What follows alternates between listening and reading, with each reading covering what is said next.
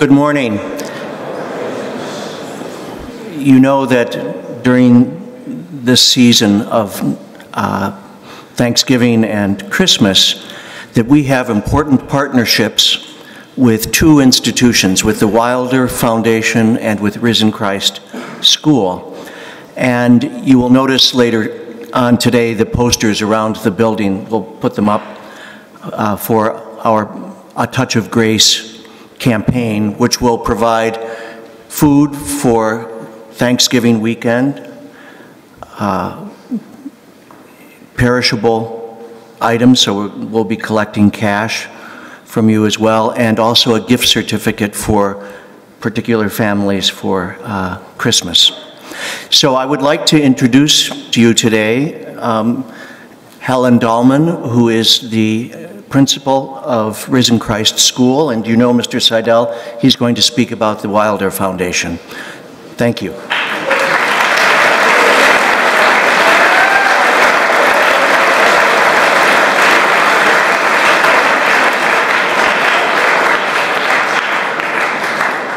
Good morning, and thank you. It is my pleasure to tell you a little bit about Risen Christ School this morning as you begin your Touch of Grace program. In deference to my sister, Mrs. Williams, I thought we'd do some math this morning.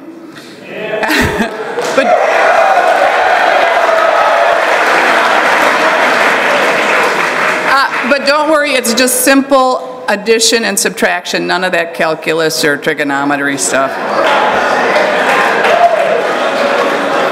The first number that I want you to remember is $24,500.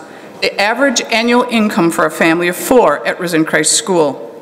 That's actually an increase of about $1,500 over last year due to the fact that the minimum wage in Minnesota increased from $7.25 an hour to $8.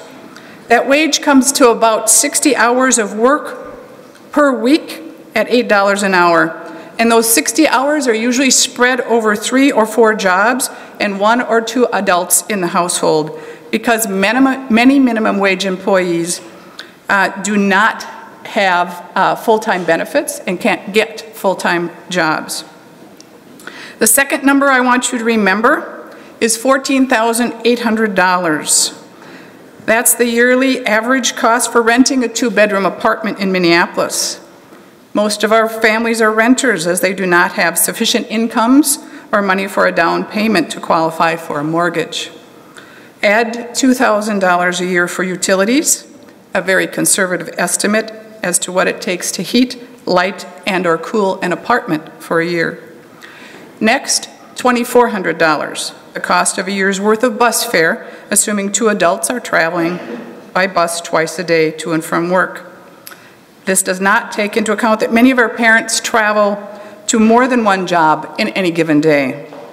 Most of our families do not own cars because their cost to own and operate is significantly higher than using public transportation.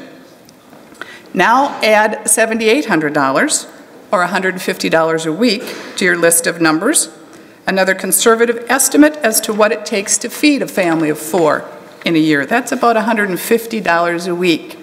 Just think of the groceries you eat in 1 week.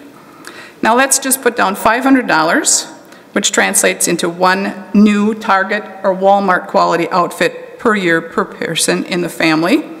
And the last number I have for you is $800, the average tuition a family pays at Risen Christ School after tuition assistance. When I add up all those numbers, I get $28,100, and I hope Mrs. Williams got the same number. Subtract that from the $24,500 of income, and you get a negative $3,800 a year. That number also does not include the cost of things like health care or medications, a phone, winter coats or boots, household essentials, shampoo, toothpaste, and all the other hundreds of things that you and I consider essentials of daily living. So that's why our families must depend on food shelves and free stores to make ends meet, and share 2-bedroom apartments with 1 or more family members or families. It's also why you and the Touch of Grace program are so important to our families. Your generosity will mean a Thanksgiving and Christmas season of abundance rather than scarcity for 16 of our families. Because of you, they will enjoy some delicious, hearty meals and be able to put Christmas gifts under the tree for their children. And as you leave here this morning, I invite you to consider what you and your family spend on vehicles and gas, cell phone, internet, cable, a cup of coffee, tickets to a ball game, sports equipment, musical instruments, vacations, dinner out, sports lessons, art, your own tuition. I know that after you do the math, you'll come up with the right answer on how best to participate in a touch of grace during this season of miracles and sharing. Thank you.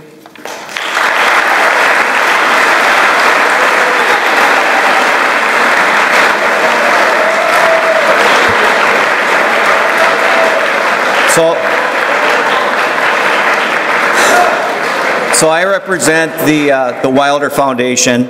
The Wilder Foundation is a nonprofit philanthropic organization that's been around in St. Paul since 1906.